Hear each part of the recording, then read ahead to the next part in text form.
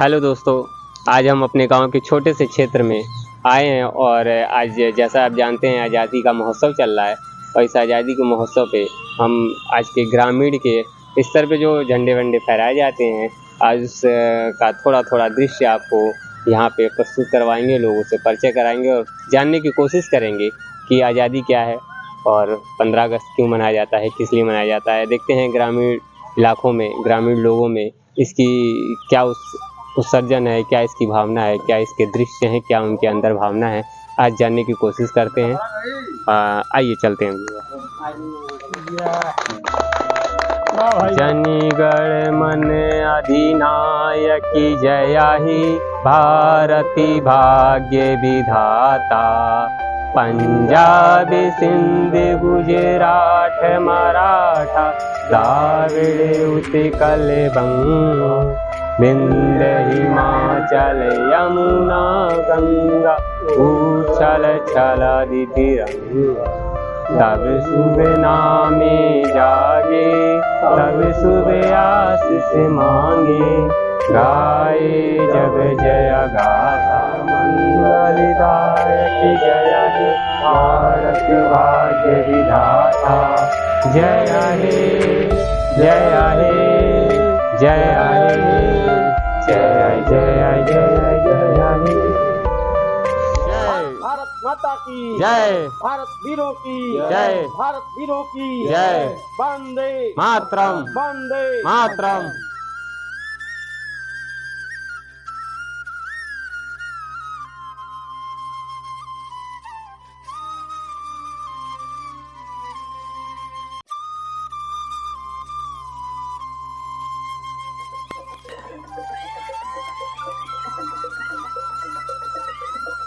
का उत्साह एक अलग ही रंग दिखाता है अपने मंच के द्वारा। देखिए बच्चे एक दूसरे को ही जो है प्रोत्साहित कर रहे हैं और साथ में हम आपको दिखाते हैं, हम अपने गांव के एक और विद्यालय में आए हैं जो सरकारी है और गांव के एकदम बीचों बीच में है, जहां छोटे छोटे बच्चे झंडारोहण के उपरांत एकांत रूप में शांति चाहते हैं कि इस आज़ादी के महोत्सव पे अपने बड़े बूढ़े और बुजुर्गों लोगों का, जो गाँव के लोग हैं और साथ में यहाँ पे जो लोग भी आए हैं छत्तीसगढ़, उनसे राय लेते हैं कि हमारे भारत देश की उपलब्धि क्या है और इसके बारे में क्या है जानकारी, ताकि आप लोग तक भी पहुँचे।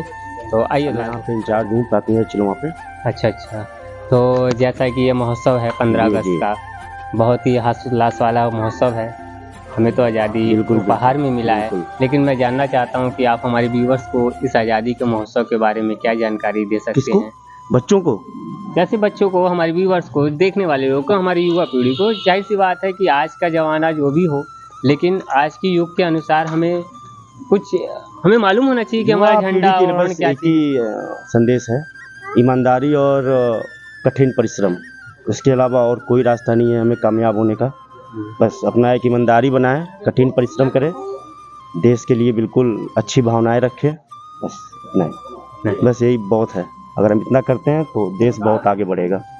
मतलब आज की जो भी रहा स्थितियां, जैसे आज परिस्थितियां बदलती जा रही हैं, युग परिवर्तन होता जा रहा है, क्योंकि जाहिर सी बात है अगर ये विद्यालय ना हो, जी ये विद्यालय प्रथम सीढ़ी है जैसे कि ये विद्यालय ना हो और ये राष्ट्रीय ध्वजारोहण जैसा राष्ट्रीय भावना को प्रेरित करने वाले ऐसे समारोह या ऐसे उत्साह ना हो, ऐसे पर्व ना हो, इससे बच्चों में उत्साह धीरे धीरे जो है भाई बच्चों को उत्साह भी मिलता है और हम समझते हैं कि बच्चों को यही एक प्रेरणादायक है जो राष्ट्र प्रति भावना के प्रति प्रेरित कर सकता है।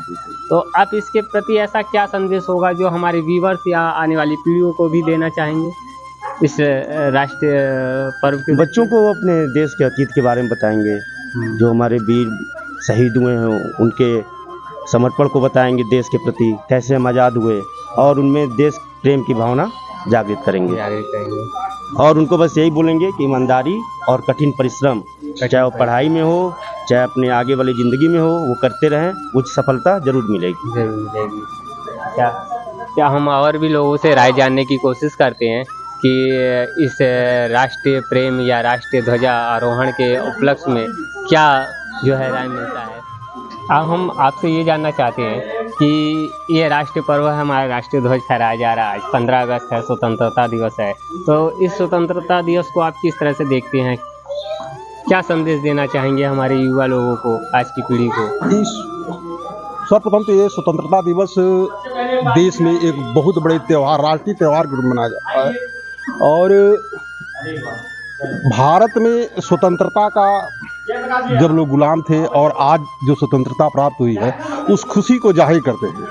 और इसको राष्ट्रीय त्यौहार के रूप में मनाने का एक बहुत बड़ा कारण यह है कि एक दिन देश के लिए सारे कार्यालयों को बंद कर दिया जाता है, उत्सव के रूप में मनाया जाता है, झंडारोहण किया जाता है और एक युवा वर्ग को, बच्चों को एक संदेश दिया जाता है कि इस झंडा फहराने के कारण एक मेन कारण यह होता है कि इस झंडा को जो है कि फहराने के लिए कितने लोग कुर्बानियां दिए हैं। क्योंकि ये केवल झंडा नहीं है, ये एक ऐसा प्रतीक है कि राष्ट्रता को जगाए रखता है। झंडा केवल नहीं है, यह देश की शान है और इसको लाने के लिए जितनी लोग कुर्बानियां दिए हैं और इसकी अब इस झंडे की सुरक्षा, जो देश रूपी झंडा है, इसकी सुरक्षा के लिए सारे लोगों को अपने जगह से इस देश में काम करना चाहिए। जहां आप हैं वहीं काम करिए। सही बात कोई है। मतलब नहीं है कि हम जाकर के सीमा पर ही रह सकते हैं। नहीं, देखिए जहाँ रहेंगे वहीं से काम करें, देश का विकास वहीं से होगा और तभी मेरा झंडा पूरे विश्व में आगे बढ़ेगा। सीमा पे लड़ना ही एक लड़ना नहीं कहलाता है, क्योंकि वो तो एक प्रत्यक्ष होता है, लेकिन रियलिटी तो ये है जो हम आसपास, हाँ, जहाँ हम हैं वहाँ से अगर अपनी देशभक्ति के साथ, अगर एक प्रेरणा के साथ अपने अगल बगल का माहौल सही करें, या वहाँ जहाँ हमें एक नागरिक होने का फर्ज निभाना हो, हम अगर वो पूरा करें तो भी हम एक देशभक्त हैं, सच्चे देशभक्त कहलाएंगे। और जाहिर सी बात है, होना भी चाहिए। अगर भारत में रहने वाला अगर बच्चा है तो उसके अंदर देशभक्ति होनी चाहिए। वो अपने आसपास के जो मान सम्मान होता है बुजुर्गों का, शिक्षकों का, जो देश का कल्याण का, क्योंकि ये विद्यालय है तो ये विद्यालय से ही बच्चे सीखते हैं। हम भी विद्यालय से ही सीखे हैं, आप भी विद्यालय से कोई ज़्यादा। विद्यालय ही एक ऐसी जगह बनती है जहाँ से सारा कुछ सिखाया जाता है, देश की सुरक्षा के लिए, देश के झंडे के लिए, देश के विकास के लिए, देश की अर्थव्यवस्था के लिए, सारा चीज जो सारा ज्ञान का स्रोत हर स्तर का जो होता है वो एक विद्यालय ही है, मंदिर से ही प्राप्त हो सकता है, कहीं से प्राप्त नहीं हो सकता है। सर, आपसे बहुत अच्छा लगा, धन्यवाद आपका, जो आपने अपने राष्ट्र के प्रति कुछ कहा, जिससे कम से कम हमारे व्यूअर्स को कुछ तो मालूम होगा कि राष्ट्र होता क्या है, ध्वजा होती क्या है। यूँ तो सभी जानते हैं कि झंडा फहराया जा रहा है, लेकिन इस झंडे का महत्व क्या है, इस तिरंगे का रंग का महत्व क्या है, शायद ये आप और हमारे वार्ता और विचार से ही शायद प्रत्यक्ष होगा, प्रत्यक्ष यानी लोग जानेंगे। धन्यवाद हैं कि ये राष्ट्रीय पर्व आज 15 अगस्त है, बहुत ही अच्छा एक ऐसा चीज़ जिन्हें हमारे पूर्वजों ने, हमारे शहीदों ने हमें उपहार में हमें आज़ादी प्रदान कराई है। इस आज़ादी को हमें ये क्या हम इससे संदेश प्राप्त कर सकते हैं, हमारे व्यूअर को ऐसा बताइए कुछ जो इसकी उपलब्धि हो, इसके इतिहास के बारे में, या किसी ऐसी एक चीज़ के बारे में बताइए जिससे हम प्रोत्साहित हों आने वाले आगे दर पीढ़ी के लिए। अरे यह पर्व को लोग हर्षोल्लास के साथ मनाते हैं, सारे लोगों को आज़ादी का बहुत महत्वपूर्ण पर्व है, क्योंकि इस आज़ादी को पाने के लिए अरे बहुत लोग बहुत ज़्यादा बलिदान दिया गया है। तो हमें ऐसे इस आज़ादी का किस तरह से उपयोग करना चाहिए, हमारे युवा, हमारे जो पीढ़ी हैं, जो बच्चे हैं छोटे, आने वाले जो फ्यूचर जिसे माना जाता है, उनको किस तरह इस आज़ादी को जो है आगे बढ़ा के इसको किस तरह से हम प्रगतिशील बना सकते हैं, आपके द्वारा कोई संदेश हो। अरे भाई, बच्चों को ही उपदेश दिया जाता है कि यह 15 अगस्त 26 जनवरी के बारे में बताया जाता है, तभी ना जानेंगे तो अगली पीढ़ी को बताएंगे। सर, ऐसा क्या संदेश हो सकता है जिससे लोग, हमारे जो युवा पीढ़ी हैं, जो बच्चे हैं, वो आगे प्रॉपर जो है अभी भी प्रगति रहे, उनके अंदर कैसी प्रेरणा आ सकती है, कैसे राष्ट्रवाद हम जगा सकते हैं? सबसे पहले अपने गुरुओं का सम्मान करेंगे।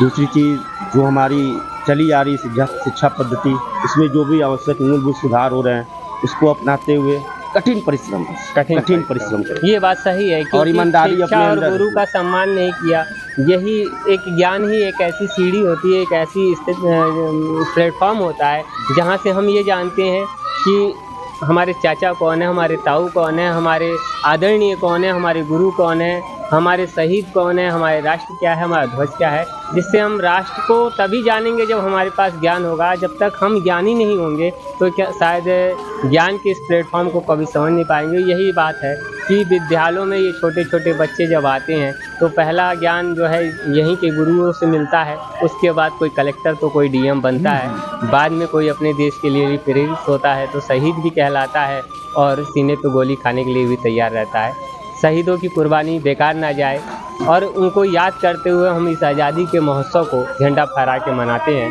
और देखिए बच्चों के साथ में जय जयकार भी हुआ जा रहा है। आपका नाम? रतन प्रकाश दुबे। रतन प्रकाश दुबे जी, आज 15 अगस्त है जैसा कि हम सभी लोग जानते हैं, तो हम जानना चाहते हैं हमारे व्यूवर्स या हमारे बच्चे जो भी आज के युवा लोग हैं, तो 15 अगस्त के बारे में कुछ जानकारी दीजिए। ये क्यों मनाते हैं, क्या है? जैसा कि 15 अगस्त का दिन हम लोगों के लिए तो ऐतिहासिक ही नहीं, महापर्व का दिन होता है। महापर्व का दिन होता है और आज ही के दिन हमको स्वतंत्रता मिली, देश स्वतंत्र हुआ और माँ भारती के लाखों सपूतों को जिन्होंने इस देश की आज़ादी में अपने प्राणों का त्याग दिया, बलिदान किया, सब कुछ भुला करके अपनी जवानी को मिटा करके शहादत प्राप्त किया, ऐसे महापुरुषों के नमन का, उनके प्रति कृतज्ञता ज्ञापित करने का ये दिन है। उन महापुरुषों को अगर हम लोग नमन नहीं करेंगे, याद नहीं करेंगे, स्मरण नहीं करेंगे तो कौन करेगा? ये बात तो बिल्कुल सही है, क्योंकि हमने आज़ादी एकदम उपहार के रूप में पाया है। और हम भी ये सोचते हैं कि जैसे कि ये हमारा गांव है, एक कल्चरल का एक स्तंभ कहा जा सकता है इसे, रीति रिवाज, जहाँ बहुत से ऐसे आजकल जैसे सावन का महीना चल रहा है, इस सावन महीने के पावन में जो है 15 अगस्त जैसा एक शुभ ऐसा महोत्सव है जहाँ बच्चा और शायद ये 15 अगस्त या झंडा फहराना हमारे लिए सिर्फ झंडा फहराना नहीं है, हमारे लिए गर्व की बात है।